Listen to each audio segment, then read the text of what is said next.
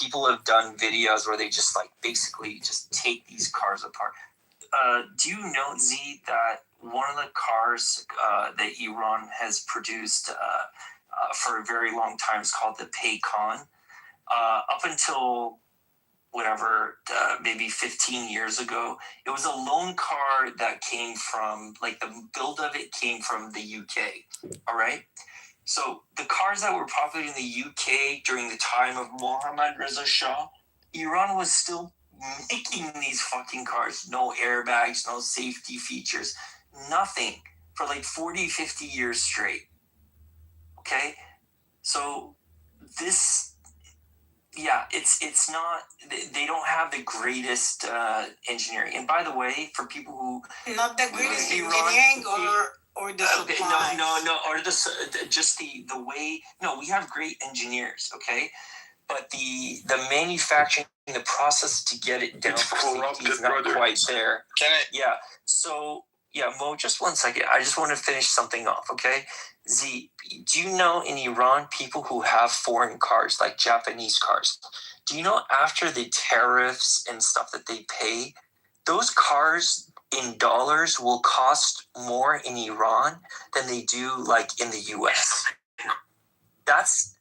Like, if you see somebody like that has like a BMW or something in Iran that has all that safety features and whatnot, that person has to be a fucking rich individual in order to be able to afford that.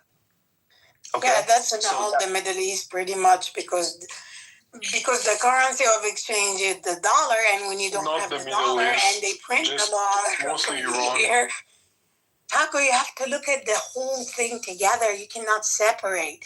A country that's under sanction for that long, for them to even survive, make their own food, their own medicine, and the ability to have to even manufacture in the time. The world that we live in right now, okay?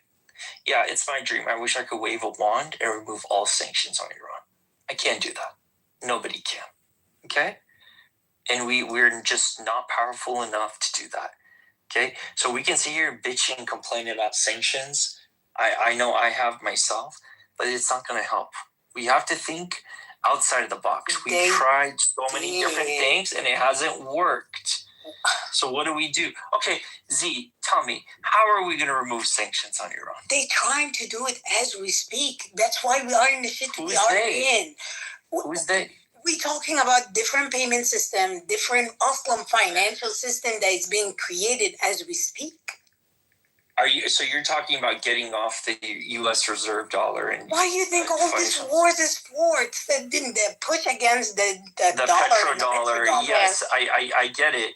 I get that, but still, some sanctions, even if you get off the U.S. dollar standard, those banking restrictions, it doesn't matter which currency you use, I don't think it's going to matter. You breaking the banking system by introducing the fucking digital dollars and the digital currencies and all of this and what's happening in the world is that we are in labor as we speak. We don't know what's going to come out of it. The only thing is that Iran is holding on its dominance, its own independence. And Z, you know what? If that is happening right now, then the path that I was discussing, that could be worked in parallel with that. Those two things do not contradict one another. Agreed. But for you to do that, America's hegemony on the world has to be broken. And that's why we are in the shit that we are in now. Well, the only way you break that is become that. Become that, play the game. No. The only way you break that is become that and play the game better. Yeah, one cannot achieve that through isolation.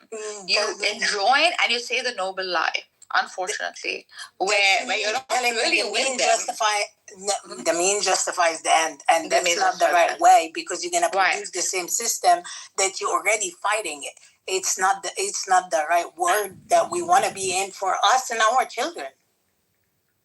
Okay. It's a temporary system, right? Like, I mean... Can we get the opinion of some other people who come on stage? I know Mo wanted to say something, and Sadaf, Sally. Let's get some other opinions, and we'll go back to what we were talking about. Mo, go ahead. Yeah. Yeah, thanks a lot. I mean, I a little bit doubt about the solution that you tried to expand. However, yeah, I can understand it. But I would like to also bring another angle how a possible change in Iran may look like. I think up until the time that the message of any revolution, any future revolution in Iran is antagonizing and do not give up the right of the other part to exist, like Muslims or even pro-regime supporters, that cannot happen. I think my idea about any revolution in the future is something that happened in South Africa, something that we never forget, but we forgive. And we include those who have maybe a national pardon. We include, and it becomes a very inclusive change that give us as Iranian opportunity to have a fresh start. And this is an important part, regardless who is sponsoring it or how we have to sponsor a change in Iran. I think the message for a change is important.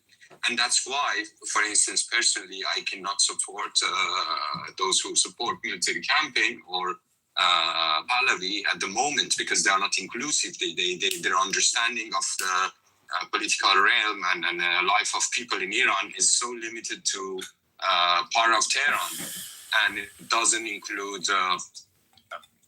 from Tehran too. But a few years ago, I made a trip after the Zanzandi Azadi to Iran, back with the family.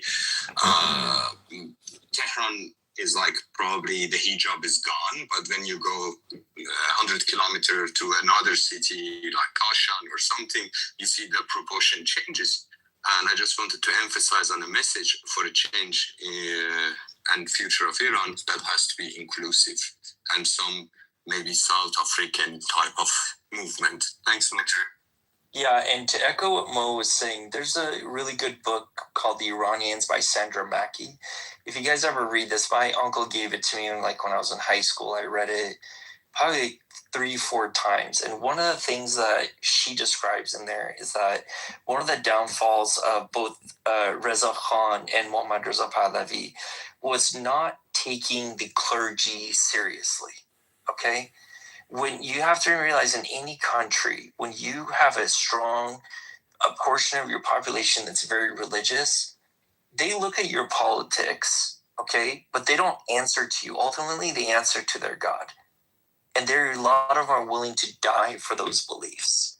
So in order to have the future of Iran, it has to be respectable, like Mo said, to even those religious peoples. You have to be able to be tolerant and respectful to people that you vehemently disagree with, whether it be by your religion or your politics or your ethnic groups, whatever.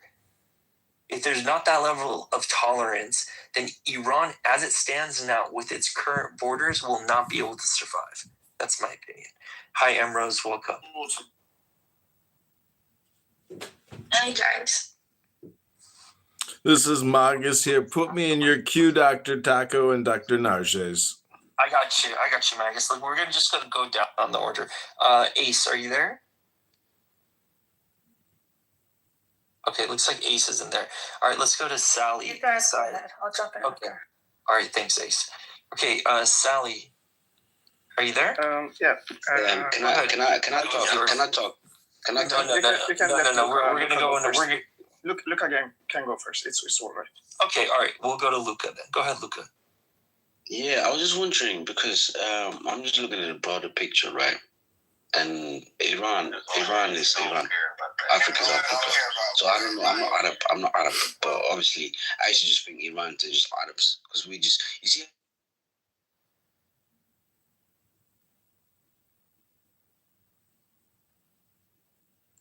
Hello? Do I know individuals, Arabs, individuals like Saudi Arabians and Moroccans? Yeah, I do individuals. But Iran, I'm just wondering, what is it with Iranians? They're very sophisticated. Very sophisticated. And now when I think about it, I don't think they're winning the war. I think they're behind the war.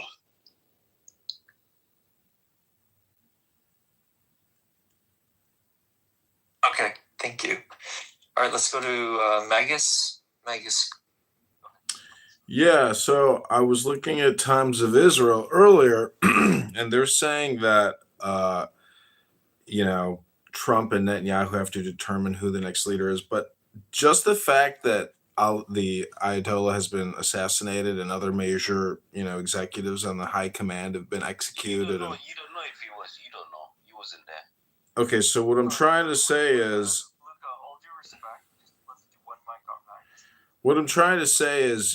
even just based on my analysis of the news, if the news is even accurate, I'm just trying to say that it seems like, this settles old scores.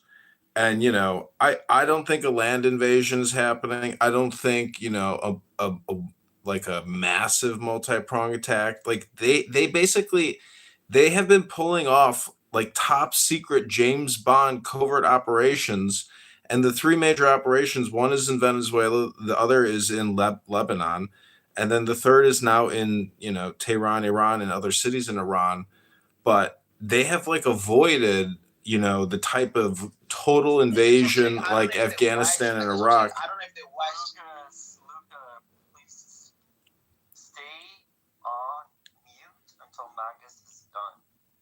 So in summary, I'm just trying to say that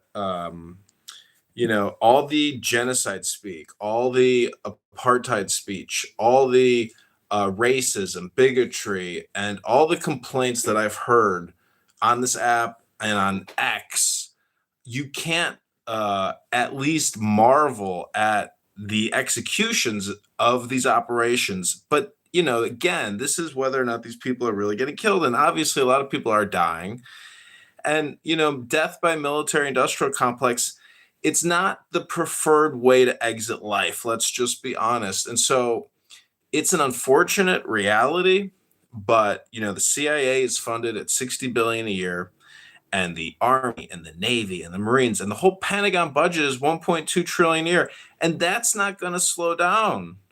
And if a war expands, the United States, in my opinion, based on the economic philosophy and theory of civilization or war, is to just continue to pay for infinite expansion of war until the political goals are met.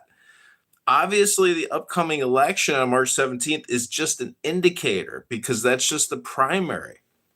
The real election is in November, but it doesn't matter because Thomas Massey and Ro Khanna, and other congresspeople and senators, who are critical of Trump's actions, have already tried to reprimand, and the Senate and the Congress, they already, approve of it. So, and Trump is urging France and urging Great Britain and other former World War II allies to join the fray. So I'm just trying to say that if the Iranians are smart, the new Ayatollah, the young man, either he will lead a new revolution of acceptance of the now, or essentially, creating some type of de-escalation and peace deal, or he too will probably be, obliterated.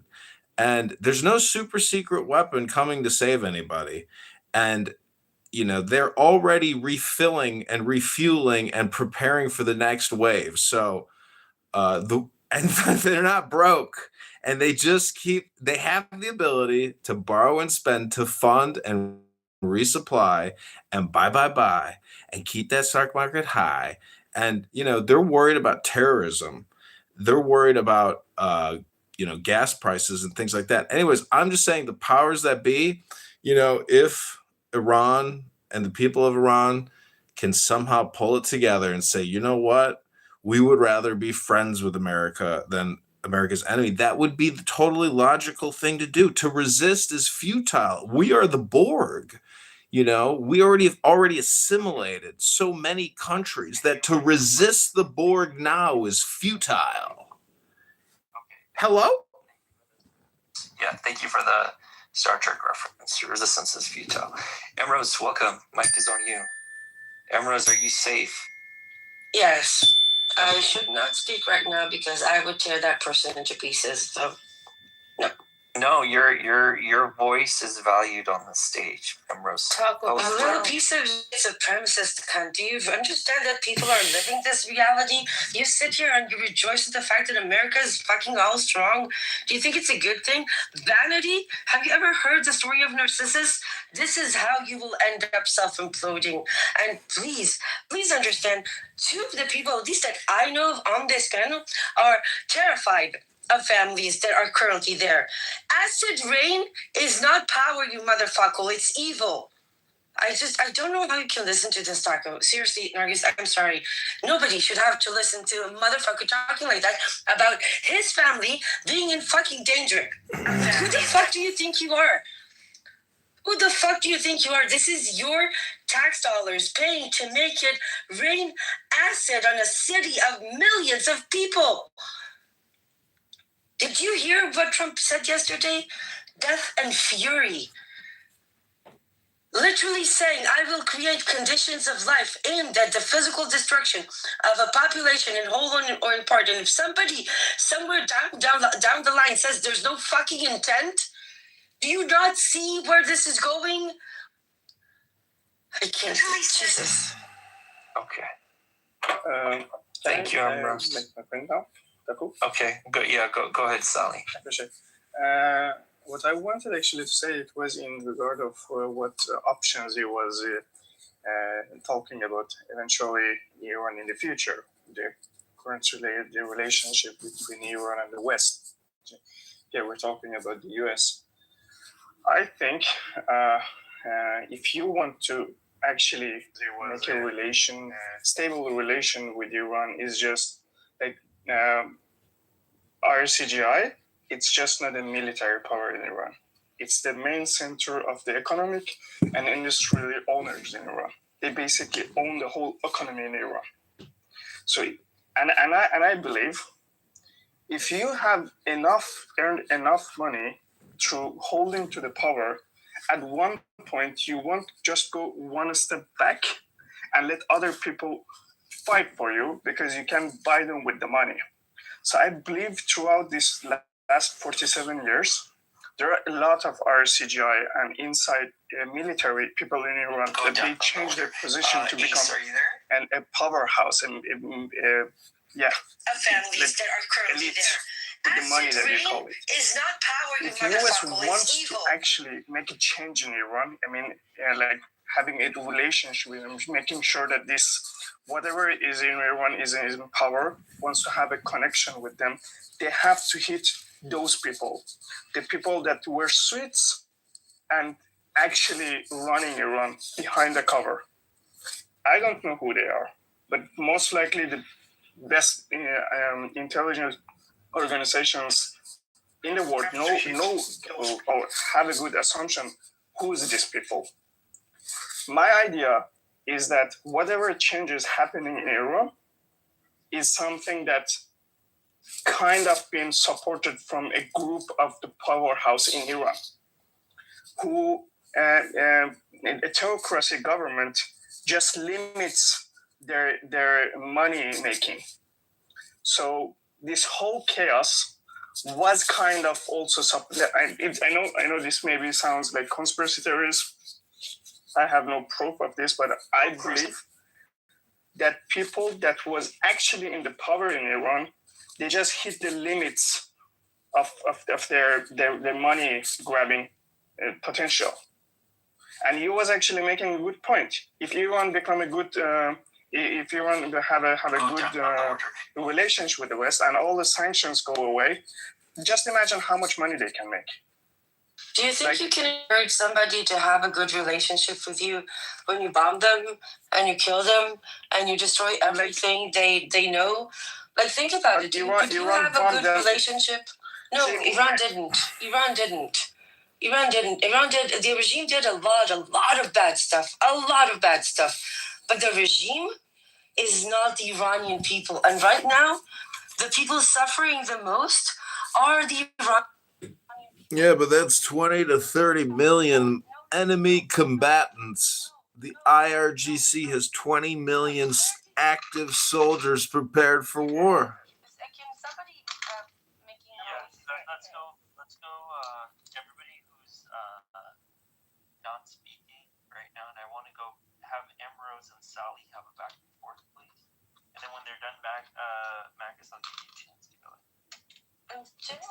Sally, people, I heard on a panel yesterday somebody saying he's disappointed with the Iran people. He was promised that they will uprise.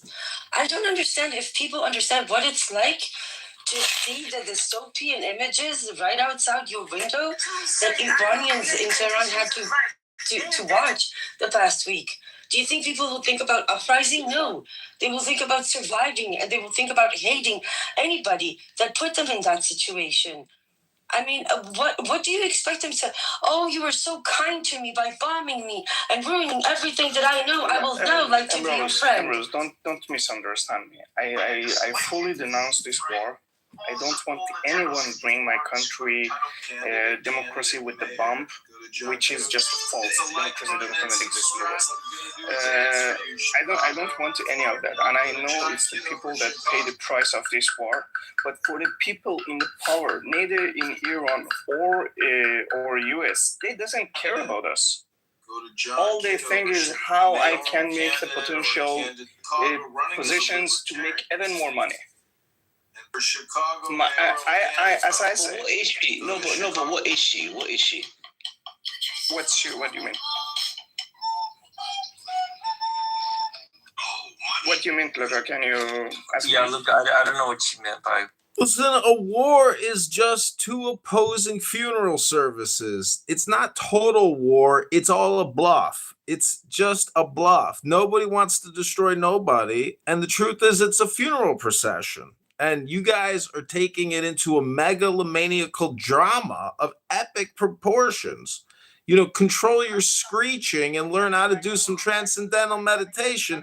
And maybe, you won't have so much personal anxiety and conflict and friction in your life. Hello?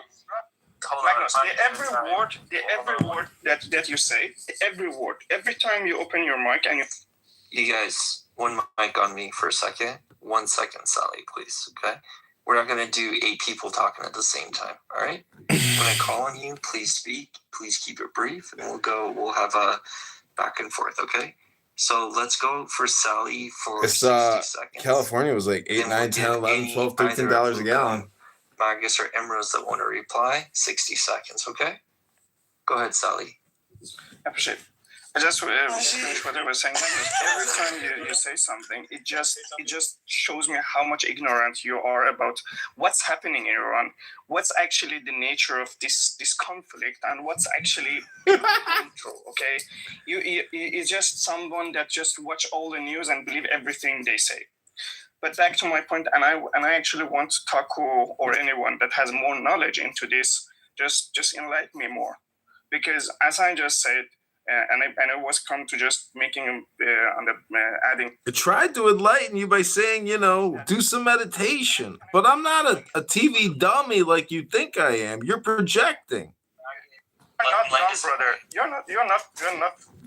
You're trying to wrap it up. I appreciate it. Go ahead. I just want you to know your opinion about this idea that yes, RCG is the main economy powerhouse in Iran, not just the military, and how that can eventually connecting to the people that actually running RCG, the showrunners. Like for example, I'm not sure, but for example, let's say Larijani and his family and his circle, those are people that was in the circle of the supreme leader, and the amount of money that they summed up throughout these years is just huge. And they have a lot of money that they maybe don't know what they want to do with those money for the future. Okay, so I think I understand your question. I'm going to defer answering it to Mo. I think Mo might have a good answer. Mo, go ahead. 2 minutes to answer Sally's question. Yep. Actually, denying corruption in Iran is absolutely wrong. Iranian government, because they wanted to bypass the sanctions, has created a network of trustees. These trustees initially were chosen by loyal and also cherry-picked from a revolutionary guard. However, not necessarily those people are committed and loyal to where they come from. and that problem also exists. I do not entirely blame that part to the sanctions. However, I believe sanctions played a role in exacerbating the corruption in the system. So part of more pre-revolution, part of initially Revolutionary Guard members were cherry-picked and picked to take over certain deals. And, because Iranian government didn't want to expose, and there was no transparency, because you cannot bypass sanctions transparently because they're gonna blind it. So the corruption increased over the time, and that's a real issue in Iran. Just wanted to... Bingo. Well said. This is what you guys need to talk about. Bingo, bingo, bango. We haven't even gotten to Rumi Jalal al-Din. When do we get to the Rumi poetry, the good part of the show? You're funny, maggots. Okay, I want to hear for some new voices. Let's go to Amir. Amir, are you there? Yeah, hello guys. Hello Taka. Hello, Amir. If you'd like to speak, 2 minutes on you, uninterrupted. Go ahead, Amir. Yeah, sure. First of all, I can hear some voices that say, actually stop this war. It's acid rain on the head of people. But this decision has been made. This regime, this Islamic terrorist regime, should go. And Israel and US taken this actually. Remember 2 minutes. He gave you 2 minutes. Only 2 minutes. Okay, remember me. Hey, Luca, please. Okay, why are you interrupting me? I can actually understand. You always forgetting me. Okay, please shut up. And this decision has been made, and they know what are they doing.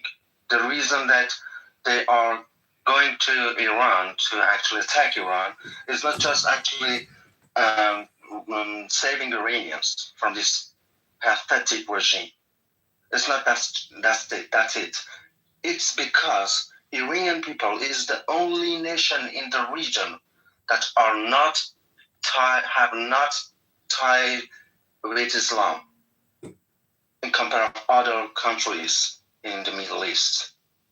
And Israel, especially Israel, know that people in Iran, not all of them, at least 70%, about 60 million of them are actually Iranians through Persians. And they want actually to be back on Israel. And Israel know that. And Israel wants this ally in the region. And this decision has been made. Those who are actually saying this war is not good for people. People want that. People want to get rid of these bastards. Okay, let me moderate this. Amir, I'd like to moderate real quick so people understand what you're talking about. To you, personally, what does getting rid of the regime look like, okay? The regime consists of Sepah, Artesh, the clergy that are running the country, as well as, by most estimates,